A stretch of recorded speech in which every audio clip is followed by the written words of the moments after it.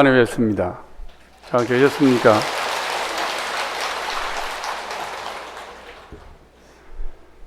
오랜만에 보니까 좋네요. 자주 보는 것보다 가끔 봐야 돼서.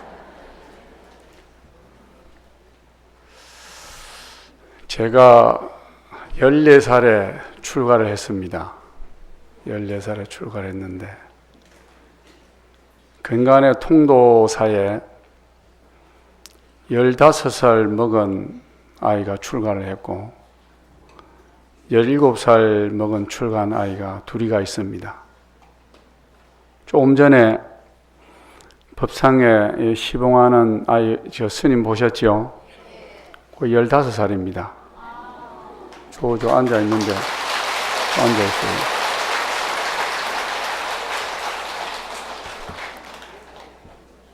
제가 조금 전에 밖에서 그 스님한테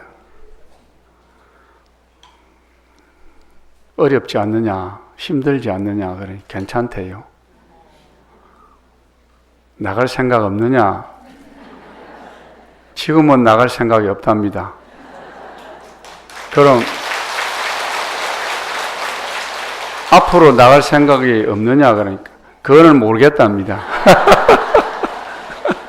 에?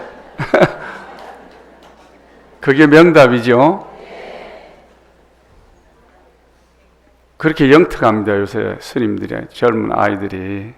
그래서 오늘 제가 저 스님을 봄을 통해서 50몇 년 전에 내 자신을 보는 것 같아가지고 너무 이제 감사하고 고맙고, 요즘에 출가하는 분들이 안 계셔가지고 보통 출가를 하면은 40대, 이제는 얼마 전에 종단에서 은퇴자 출가 연령을 늘려가지고 50세에서 60세 안으로도 출가하도록 문을 열어놨는데, 저는 사실은 종단의 일을 볼 때 절대 나이 많은 사람을 출가해서는 안 된다고 굉장히 반대를 한 사람입니다. 예를 들어가지고 지금 40에 출가한다고 하시면은 행자 생활하고 기본 교육과정 4년을 마치면은 45, 50살이 되는데 40년간, 50년간을 사회에 살던 관습에 젖었던 사람들이 그 때를 벗기는데 5년과 되겠습니까? 안 돼요. 하도 출가하는 사람이 없으니 이 시대가 나이 많은 사람이라도 출가의 문호를 열어놔서 출가를 하도록 방편으로 하긴 했는데, 어쩔 수 없이 했는데 참으로 난감해요. 과연 저분들이 공부를 열심히 해서 부처님의 교법을 갖다가 중생들에게 교화를 시킬 수 있는가, 또 자기 수행을 열심히 할 수 있겠는가. 나이 50, 60 넘으면 이미 몸도 쇠퇴해지고 따라가기가 힘든데 참으로 그런 걱정을 많이 합니다. 요즘 뭐 다른 종교도 저희와 마찬가지로 그렇게 많이, 특히 신부는 우리보다 더 안 한답니다. 그래도 우리는 나이는 들어도 오잖아요. 그래서 결혼해가지고 이혼해가 오는 사람도 있고 총각으로 살다가 독신으로 살다가 오는 사람도 있고, 그러니 그분들이 이 도량에 들어와서 수행자 생활을 하면서 이혼을 하면 아이도 있을 거 아닙니까? 인간인데 그 아이도 생각날 거고, 몰라, 마누라는 생각 안 날지 모르겠어요. 에? 그러니 그 새 속에 있을 때 젖었던 그 관습을 씻어내기가 참으로 어려운 시기에 저런 스님들, 어린 스님들이 들어오는 거 보면 참으로 희우해요. 기특하고. 그래서 전에도 제가 가끔 우리 신도님들께도 말씀을 드렸지만은 아이 둘 낳으면 하나는 출가를 좀 시켜가지고 부처님 법을 명맥을 이어야 될 거 아닙니까? 나중에는 우리도 저 같은 경우는 뭐 20, 30년 살다 가면 다 죽지만은 어느 정도 우리 시대 때까지는 가능한 얘기지만은 한 20, 30년 지나면은 과연 이 도량을 지킬 사람이 있겠는가? 부처님 법을 전할 수 있는 수행자가 있을 것인가? 하는 그런 걱정을 참으로 많이 합니다. 저뿐만 아니고 스님들이. 그렇게 본다면은 여러분들이 아이 좀 많이 손자가 있으면은 꼭 좀 출가시켜가지고 크게 생각하세요. 부처님 법맥을 이어야 될 거 아닙니까? 세세생생에. 그래서 오늘 서두에 그 말씀을 드렸는데 너무 제가 기특하고 참 고맙고 내일 일도 모르겠다 하니 또 암담하고 네? 자, 일주일 있으면은 부처님 오신 날이지요. 부처님 뭐하러 이 세상 오셨을까? 소풍 왔을까? 예? 뭐하러 왔을까요? 그 공부 좀 간단하게 좀 하겠습니다. 제가 읽는 대로 따라서 하세요. 불지견, 계시오입. 불지견, 소리가 좀 작아. 불지견, 계시오입. 7자지요. 요거는 꼭 외워두세요. 요걸 외워두면은 최소한 부처님 오신 날에 누가 부처님 오신 날이라 그러는데 부처님이 이 세상에 왜 오셨어요? 하고 누가 물으면은 불지견 계시 오입 7자만 얘기하면 그래도 창피는 면합니다. 근데 모르잖아요. 보사님들이 이제 어떤 분들은 수십 년간을 부처님 오신 날을 맞이해서 함께 봉축을 하고 등을 달고 그래 하지만은 왜 부처님이 오셨는가 하는 것에 대한 명확한 여러분들의 입장을 전달하지 못합니다.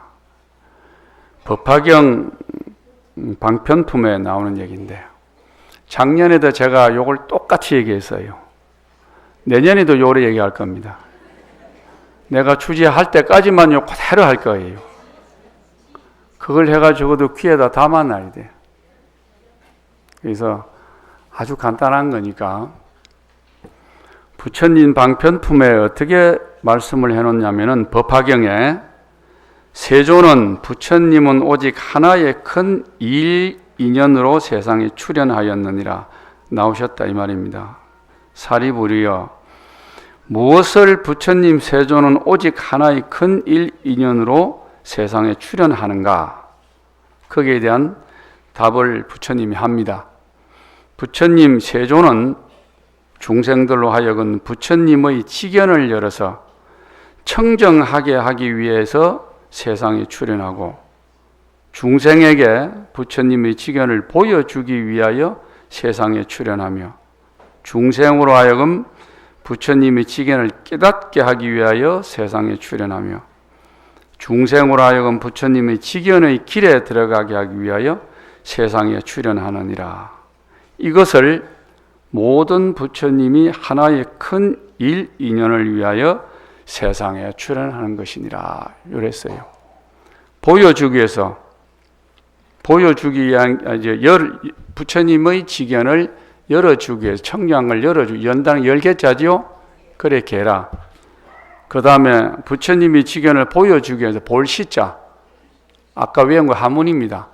그러면 계시지요? 두 번째 부처님이 지견을 깨닫게 하기 위해서 깨달을 오자 오지요?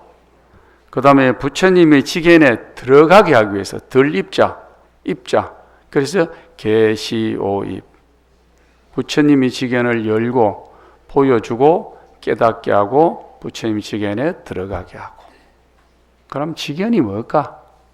부처님이 지견이 이게 중요한 거예요. 불지견이 중생지견이 있고 불지견이 있어요. 중생이 보는 것이 있고 부처님이 보는 게 있다 이 말이지. 불지견이 그럼 불지견이는 뭐냐?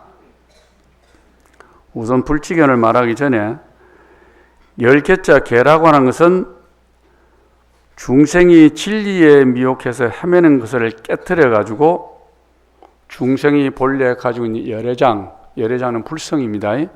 불성을 있는 그대로의 진리를 보게 하기 위해서 여는 거예요. 보는 것, 그것을 연다 그래요. 두 번째는 시라는 게 뭐냐? 현상에 맞추어 실상의 진리를 보고 온갖 사물의 덕을 이렇게 나타내는 거, 볼시자. 그걸 시라 그러고, 오라는 건 뭐냐? 깨닫는다는 것인데, 현상과 본체를 이제 진리와 그 다음에 현상이 나타나는 것, 이것을 서로 융합하여 보는 것을 깨닫는 것이라 그래요. 예를 들어 우리가 이제 체용이라 그러는데, 우리가 이제 마음이 있지요. 마음은 눈에 안 보이지요. 그걸 본체라 그래요.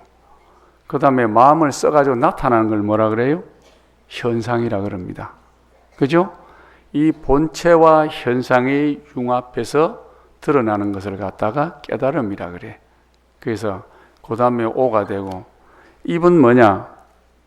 정덕하여 들어간다 그래서 사리가 융합돼서 사물과 이치가 함께 융합이 돼가지고 법체, 진리의 몸이 하나가 되는 것에 들어간다. 그걸 깨달음에 들어간다. 계시 오입이라 그래요. 그럼 부처님이 지견이라는 게 무슨 말이냐? 불지견이라는 게. 이 경전은 이제 이렇게 이제 얘기해 놨습니다. 부처가 중생지견을 갖다가 열면 중생이고, 중생이 부처님의 지견을 열면 부처라 그랬어요. 그럼 이 불지견이라는 건 뭐냐? 부처님의 지혜로서 세상을 보는 것을 불지견이라 그래요. 부처님의 눈으로서 세상을 본다. 우리는 무슨 눈으로 세상을 봅니까? 잘하시네. 중생의 눈이 어떤 거지요? 그럼 부처님의 눈은 뭐고 중생의 눈이 무엇인가? 이걸 또 알아야지.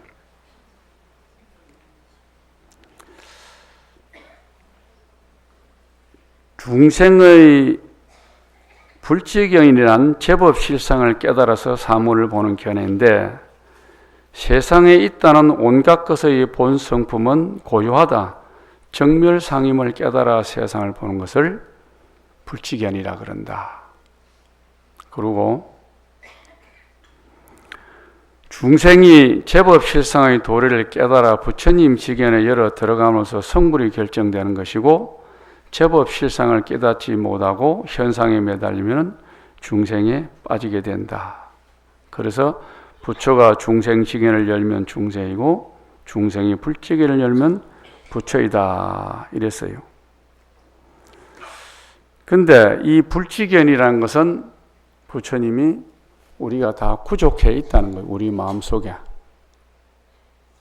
그 희한한 거예요.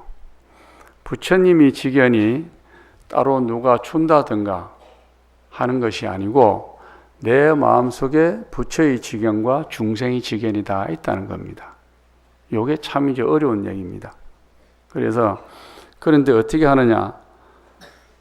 이것은 갑자기 만들어진 것이 아니고 저마다 자신 가운데 구적되어 있는데, 부처님이 지견을 열어가면 시시비비가 사라지고 그 다음에 아상과 분별심이 없어져서 선악에 물들지 않는다 그랬어요.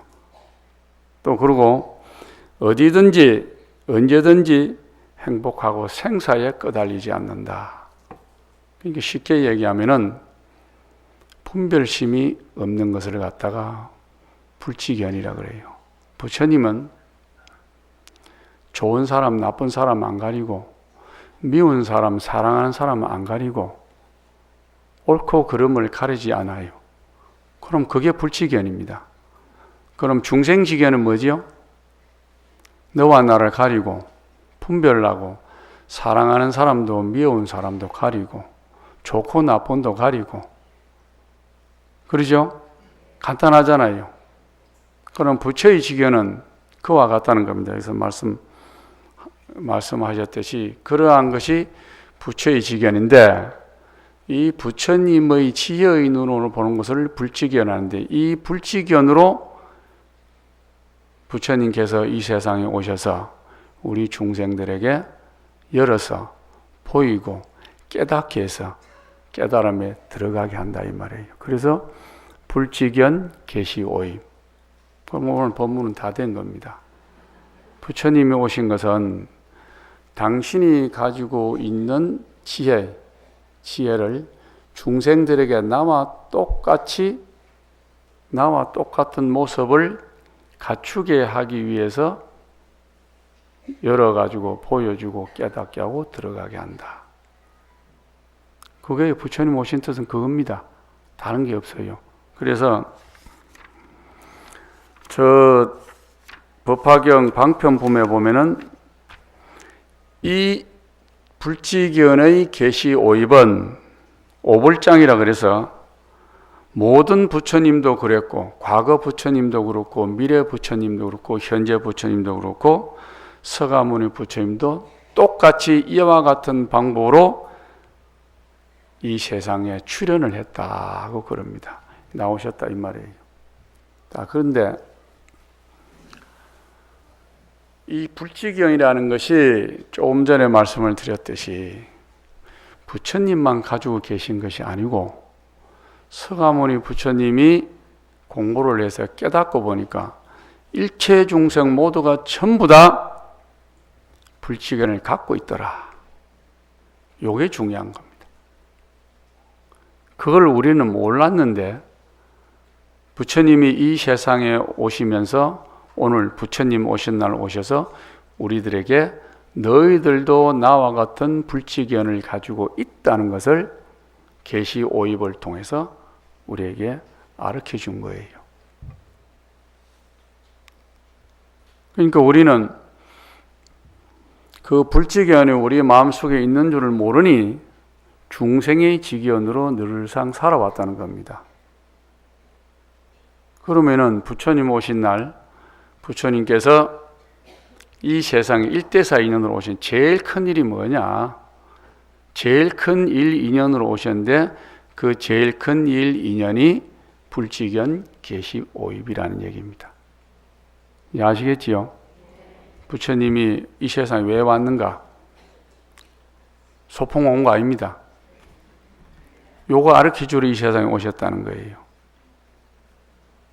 그러니까 여러분들이 부처님이 이 세상에 오신 것은 부처님의 지혜를 우리에게 가르쳐 주시러 오셨고 그 부처님의 지견은 나만 있는 것이 아니고 일체 중생에게 모두가 부처님의 지견을 가지고 있다라는 것을 깨닫게 하기 위해서 이 세상 오셨어요. 그러면은 간단하지요? 늘상 드리는 말씀이지만은 우리는 모두 부처다 라고 하는 것이에요. 근데 그거는 우리는 인식을 못 합니다. 내가 무슨 부처냐? 내가 중생이지 내가 무슨 부처냐?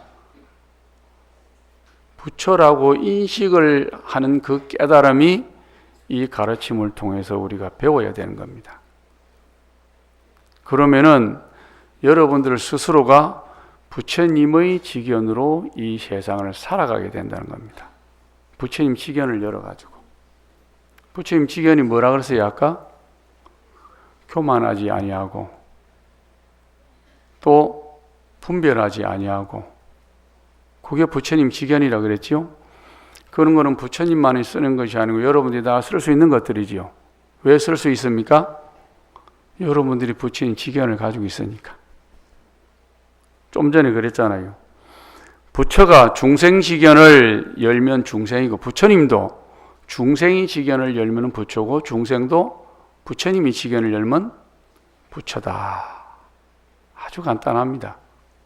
그래서 일주일 뒤면은 우리가 부처님 오신 날이 되는데 여러분들이 왜 이 세상에 부처님이 오셨는가 하는 것을 분명하게 법화경의 가르침을 통해서 머리에 항상 기억하시기 바랍니다. 불직견은 계시오입이다. 송나라 때 그 미람 함결 선사라는 분이 계셨는데 이분은 어려서부터 참 영특하고 영리해가지고 일찌감치 출가를 해서 많은 선지식액을 찾아다니면서 이제 공부를 많이 하신 분인데, 하루는 이제 겨울을 보내고 봄이 돼서 스님들이 만행을 하기 위해서 바랑을 이래 이제 싸고 있는데, 노스님 한 분이 이 본인에게 한결 선사에게 와서 자네는 이제 어디로 갈 것인가 하고 물으니까, 사명산 유광사에 불신 본제 선사라는 분이 천하의 명성이 자자한데 이분에게 배움을 통하러 좀 가려고 합니다. 그래서 한결 선사는 그런 말을 하면 이 노스님이 참 장하다고 칭찬을 해줄 줄 알았는데, 칭찬을 하진 안 하고 한숨을 쉬면서 하는 얘기가, 세상에 말세가 돼가 불법도 쇠퇴하는구나. 요즘 후배들이 행각하는 걸 보면 귀만 달고 다니지 눈은 달고 다니지 않는구나. 이 세상에 명성이 자자한 소리만 듣고 가지 자기 눈에 법안, 진리의 눈을 갖다가 달고 다니지 않는다라고 우회적으로 이렇게 비판을 하는 겁니다. 무슨 말씀입니까? 하고 물으니, 자네가 가려고 하는 본제 선사가 훌륭한 선지식인 것은 분명하지만은 자네처럼 소문 듣고 유광사로 몰려드는 대중이 무수히 많다. 그러니까 자네 같은 사람은 그 본제 선사가 볼 일도 없을 것이다 하고 이래 얘기합니다. 그래서 이 함결 선사가 이 본제 선사를 쳐다보면서 눈을 말똥말똥하게 뜨니까 이 본제 선사께서 하시는 말씀이, 자네는 부처를 구경하러 다니는 사람인가, 직접 부처가 되려고 하는 사람인가, 이래 물어요. 이게 아주 중요한 포인트입니다. 보살님들은 부처를 구경하러 다니러 오세요? 부처가 되려고 오세요? 예? 구경하러 다니러 와요? 내가 볼 때는 구경하러 오는 것 같은데?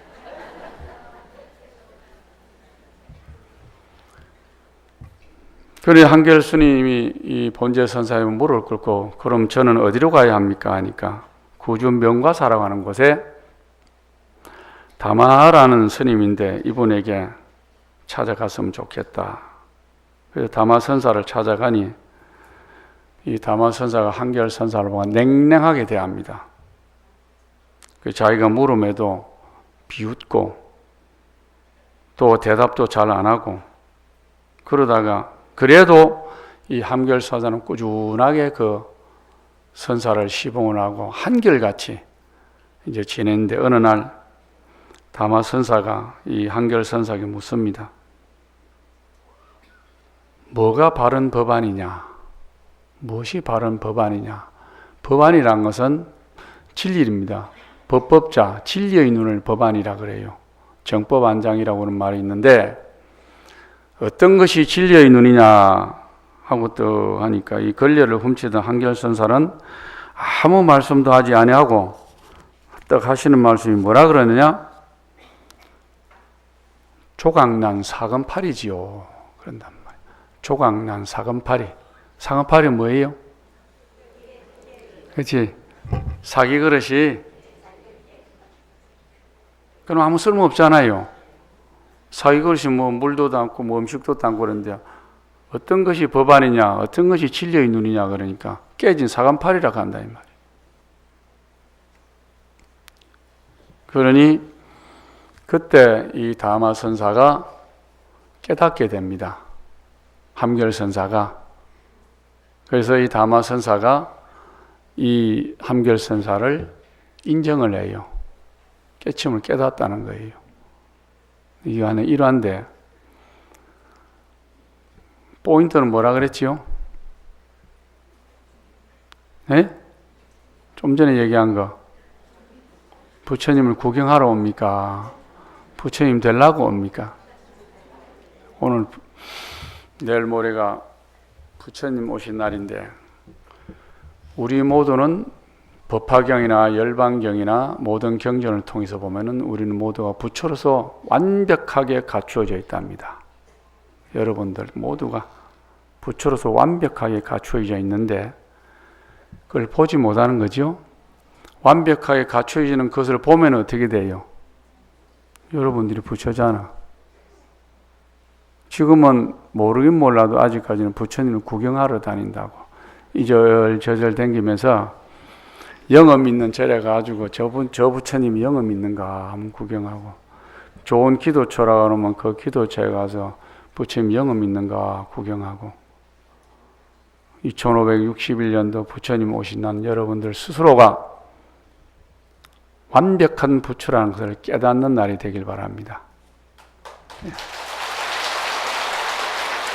자, 오늘 본문은 여기까지 하고 몇 가지 이제 사중일 좀 얘기할게요. 교무스님 여기 계시는데, 교무스님이 한 3대째, 내까지 4대째 주지하는 동안에 종무소에서 교문을 여러 번 했어요. 여러 번이고 고생만 하고 보답을 못 받았어. 그래가지고 이제 너무 고생도 하고 이래서 제가 이제 뭐 보상까지는 아니지만은 그동안 고생했다고 어제 말사 주지로 좀 이렇게 보내드립니다. 그래서 이번 주 초팔 지나고 나면은 종무소가 조금 직제가 좀 바뀝니다. 직무를 가진 소임자들이 좀 바뀌는데, 우리 교무스님이 그동안 오랜 주지 스님들을 모시면서 여러 보살님들하고 많이 심부름도 하고 또 애도 많이 참 쓰셨어요. 그래서 우리 교무스님 일어나세요. 교무스님 고생 많이 하셨는데, 예.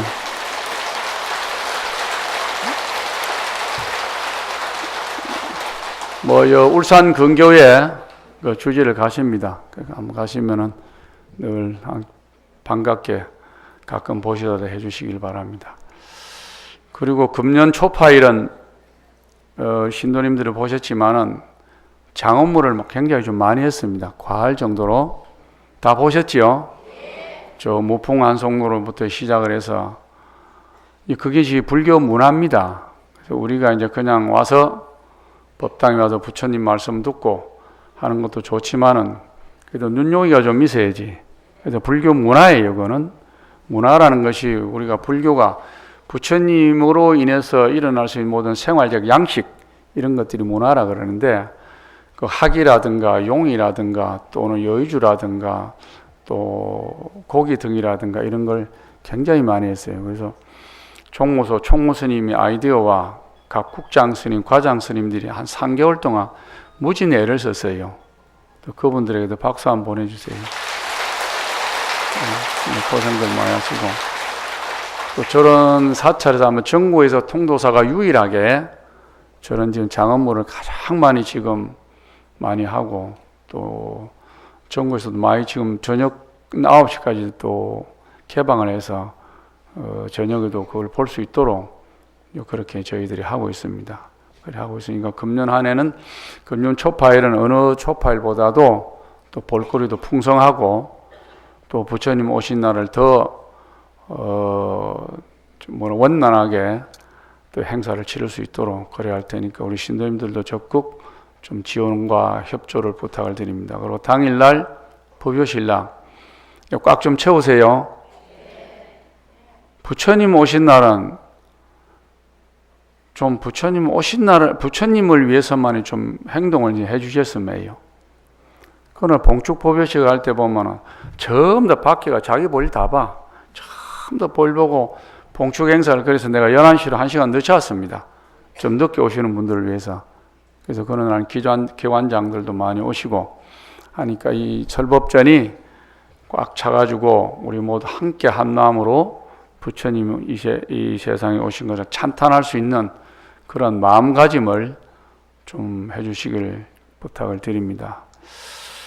그리고 이제 작년부터 이 관음전에 이제 탱화를 모시려고 지금 계속 준비하고 있습니다. 그래서 초팔이 지나면은 그 관음전에 기둥과 탁자를 세웠는데 날짜를 정해서 거기 오치를 전부 다 할 겁니다.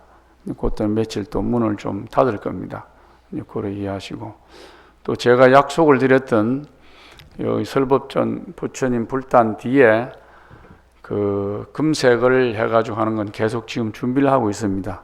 그래서 뭐든지 또 급하게 하면 자꾸 문제가 일어나요. 그래서 좀 완벽하게 하기 위해서 자꾸 시간이 많이 걸리니까, 스님이 뭐 한다 그래서 돈은 다 줬는데 부지하세요. 그러기 저 언제 하노 하고, 띠먹었나 안 띠먹었나 근데 띠먹지는 않을 테니까, 그래서 그걸 더 제가 상세하게 더 잘하게 하기 위해 시간이 좀 걸리니까 그래 좀 이해를 해 주시기를 부탁을 드리고, 저번 3월 초하룻 날 제가 잠깐 언급을 해드렸습니다만은 지금 현재 저희 총림의 방장이 계시질 않습니다. 전임 방장 스님이 방장의 임기가 종단법에 의하면 10년을 하도록 되어 있습니다. 그래서 10년 임기가 다 차서 3월 15일 날 산중총회를 소집해서 방장 스님을 모시려고 그랬는데 성원이 되질 않았어요. 저희 그 통도사가 전국에서 재적성, 통도사의 재적을 둔 스님들이 해인사 다음으로 두 번째로 많습니다. 두 번째로 많아서 한 번 스님들을 모시려고 그러면 저희가 자격 있는 스님이 한 500명 정도 되는데 과반수가 참석하셔야 되는데 스님들을 모시기가 참 쉽지 않아요. 그래서 그날 다 참석이 못 하셔가지고 유예를 했는데, 제가 결제 끝나고 해제를 해서 다시 산중총회를 소집을 해서 정신적 지도자인 방장 스님을 모시려고 합니다. 그래서 여러분들 혹시 걱정이 많으실 거예요. 그래 세상에 또 돌아다니는 일들이 소설을 많이 써요. 소설을 많이 써가지고, 그리고 또 죄송한 얘기지만 여기 있는 분은 그렇지 않겠지만은 우리 신도님들도 또 그런데 좀 관여하는 분이 있어. 갈라져가지고 어느 스님을 해야 되고 어느 스님 해야 되고 이런 거는 하시지만 안 돼요. 스님들이 알아서 할게요. 그래서 어떤 스님이든 총림의 방장이 모셔지면 한 마음으로, 그 스승이 정신적 지도자라, 이 총림의. 그래서 그 여법하게 제가 모시려고 그럽니다. 그래서 해인사 같은 경우에 예를 들면은 3년 전에, 2년 전이죠. 총림 방장을 모시면서 투표를 했어. 선거를 했다 이 말이에요. 저는 절대 선거를 안 합니다. 어떻게 집안의 어른을 모시는데 세속의 방법으로 선거를 통해서 한다는 제가 절대 받아들이지 않습니다. 어쨌든 대중 전체가 한 마음이 돼서 어른을 모셔야 그분이 진정한 지도자가 되지, 선거를 하면 패가 갈려. 그 세속에서 그렇잖아요. 선거라는 게. 그래서 당이 어쨌든 이게 종교 지도자는 합의를 해서 추대를 해서 여법하게 스승의 역할을 할 수 있도록 그렇게 제가 이제 할 겁니다. 여러 신도님들은 조금 더 동요하지 마시고 어떤 스님이 모셔지든지 간에 스님들한테 맡기세요. 예, 그래 주시면은 저희들이 합의를 잘 해서 여법한 분을 모시도록 하겠습니다. 예, 그 공연이 무슨 니편 내편 갈려가지고 이렇게 하면은 하고 나서도 계속 분열이 일어나고 서로 한 집안에서 서로 이렇게 대립하고 갈등이 있습니다. 그래서 그걸 전혀 제가 하지 않겠다는 겁니다. 그래서 우리 신도님들은 그 명세회가 종갓집인데 이 종단에서 전부 다 이 통도사만 지금 보고 있습니다. 통도사가 어떻게 하는가, 이 통도사가 어떻게 하냐에 따라서 종단 전체의 격이, 인격이 달라집니다.